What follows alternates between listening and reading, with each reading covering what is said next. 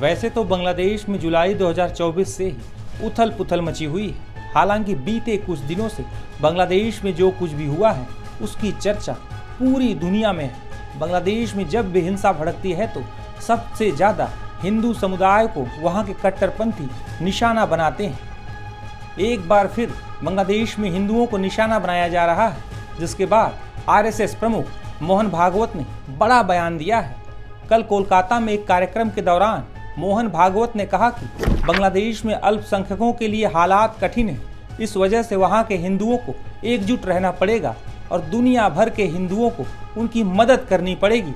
इसके साथ साथ आरएसएस प्रमुख ने सरकार को भी सलाह दी है। सब में संवेदना होनी चाहिए और जो गलत परिस्थिति है उसको बदलने के लिए सबने मिलकर काम करना चाहिए।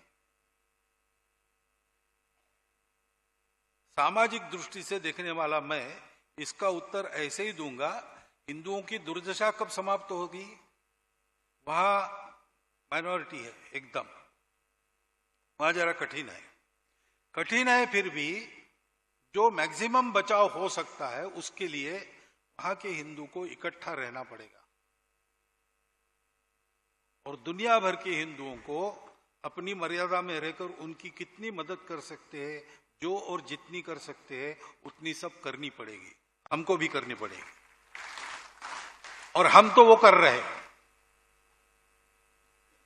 बाकी हिंदुओं का एक ही देश है, भारत देश, तो भारत की सरकार को इसका संज्ञान लेना पड़ेगा, कुछ करना पड़ेगा। कुछ कर भी रहे होंगे, कुछ बातें बताई जाती है, कुछ बताई नहीं जा सकती। परिणाम कभी होते कभी नहीं होते, लेकिन करना तो पड़ेगा। और इधर हम लोगों को संगठित होके समाज के नाते पक्का खड़ा रहना पड़ेगा। एक संघ हिंदू समाज अगर खड़ा होता है तो बंगाल में परिस्थिति बदलने के लिए कोई समय लगेगा नहीं।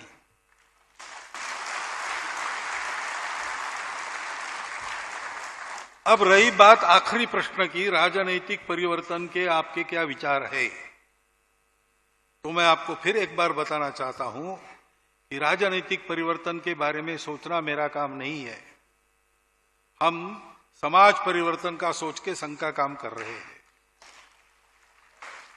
परिवर्तित समाज क्या करना क्या नहीं करना इसका योग्य निर्णय लेगा, इसके बारे में मेरे मन में कोई दो राय नहीं है।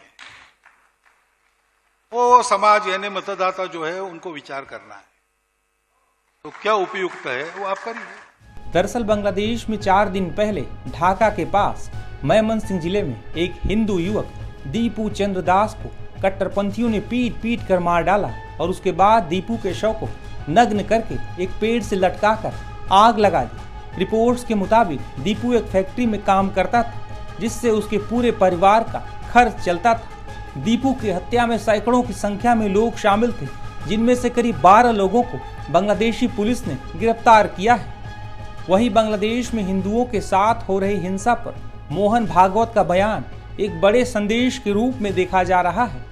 दरअसल जब से बांग्लादेश का निर्माण हुआ है तब से लेकर आज तक बांग्लादेश में साल दर साल हिंदुओं की आबादी घटती रही है। साल 1971 में पाकिस्तान से मुक्ति संग्राम के बाद बने बांग्लादेश में हिंदुओं की जनसंख्या करीब 13-14% मानी जाती थी। इसकी पुष्टि साल 1974 में हुई पहली आधिकारिक जनगणना से भी होती है, जिसमें हिंदू आबादी 13.5% दर्ज की गई थी। हालांकि इसके बाद के दशकों में हिंदुओं की आबादी लगातार घटती रही है। 1981 की जनगणना में यह घटकर 12.1% हो गई।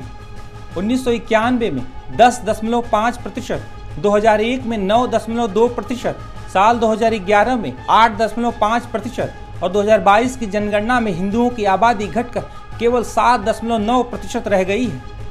यानी कि साल 1971 से अब तक बांग्लादेश में हिंदुओं की आबादी करीब 6% कम हो गई है।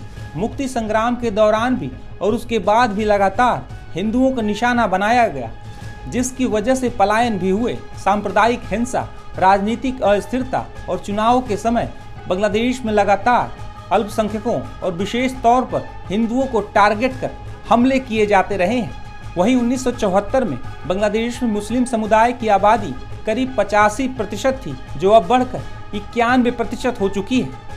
तो फिलहाल जो बांग्लादेश में हो रहा है, अनफॉर्चुनेटली पब्लिक ओपिनियन उस तरफ जा रहा है और शेख हसीना जो कह रही है वो बात को स्टेटमेंट दे रही है। पर एक बात और है, माइनॉरिटीज को लेकर जो शेख हसीना कह रही हैं, यस इस समय बहुत ही ज़्यादा अत्याचार हो रहे हैं माइनॉरिटीज़ को लेके, खासकर हिंदूज को लेके।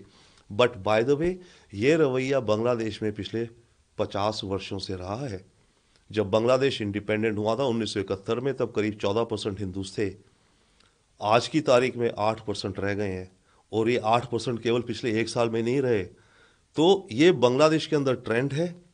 बांग्लादेश की जितनी भी सरकारें अभी तक आई हैं, खालिदा जिया की हों या शेख हसीना की भी हों, इन सब ने इस ट्रेंड को रोकने में कोई खास कदम नहीं उठाए।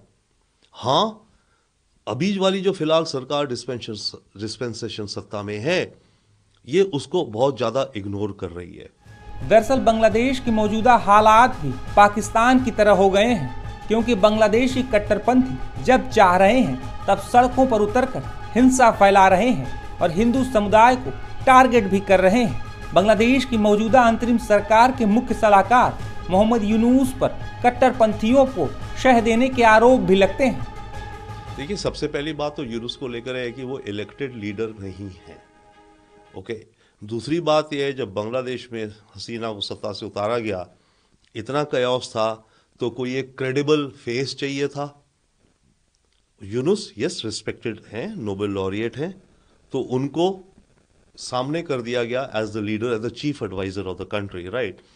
बट एज चीफ एडवाइजर लगता यह है कि यूनुस खुद भी उस विचारधारा से प्रभावित हैं जो कि एंटी इंडिया विचारधारा है बांग्लादेश के अंदर, 1। सेकेंडली, इस्लामिक रेडिकल्स को लेकर के या बांग्लादेश को ज़्यादा इस्लामिक देश की आइडेंटिटी बनाने की तरफ ले जाने में मेरे ख्याल से उनका भी योगदान है और उनका विचार भी उसी तरफ है। तीसरी बात, फॉरेन पॉलिसी आप देखिए, आते साथ ही कुछ समय के अंदर जल्द से जल्द उन्होंने भारत से रिश्ते तो ठंडे बस्ते में डलते जा रहे हैं, बट पाकिस्तान से इमीडिएटली रिश्ते बढ़ाने की, पाकिस्तान से MOUs करने की चाल शुरू कर दी है। ये मैंडेट फिलहाल यूनुस को नहीं है। फॉरेन पॉलिसी एक स्ट्रेटेजिक डायरेक्शन चेंज करना एक इलेक्टेड गवर्नमेंट का राइट होता है। यूनुस इलेक्टेड लीडर नहीं है। यूनुस तो एक ठीक अच्छे सोशल एंटरप्रेन्योर थे, ओके, रिस्पेक्टेड थे। उनको हेड लाया गया कि ताकि बांग्लादेश को इंटरनेशनल कम्युनिटी में एक इज्जतदार रिस्पेक्टेबल फेस रहे कि हाँ, बांग्लादेश में जो रेवोल्यूशन हुआ अब ये ठीक रास्ते जाएगा, क्योंकि इसके हेड में जो चीफ एडवाइजर है वो एक दुनिया भर का मंझा हुआ अच्छा सोशल वर्कर है। पर यूनुस ने जो करा, उन्होंने बांग्लादेश की फॉरेन पॉलिसी चेंज करने की तरफ चल दी है। पाकिस्तान जो भी हो, सबको पता है पाकिस्तान के क्या क्या कैरेक्टर है। पाकिस्तान से इमीडिएटली रिश्ते उन्होंने इंप्रूव करने शुरू कर दिए, मिलिट्री एग्रीमेंट्स शुरू कर दिए पाकिस्तान के साथ। पाकिस्तान की मिलिट्री आ रही है, जॉइंट एक्सरसाइजेस की बात हो रही है।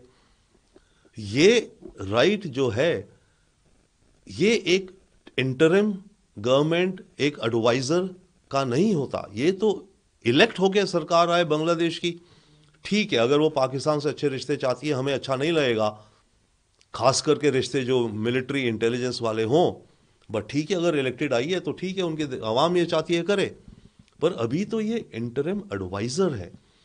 तो शेख हसीना ने जो यूनुस के बारे में कहा इन टर्म्स ऑफ कि वो देश को किस डायरेक्शन में ले जा रहे हैं, यस, इस्लामिक आइडेंटिटी की तरफ ले जा रहे हैं, चलिए ठीक है। बट उसके साथ उसके अम्ब्रेला में रेडिकल इस्लामिस्ट को इनकरेजमेंट मिल रही है।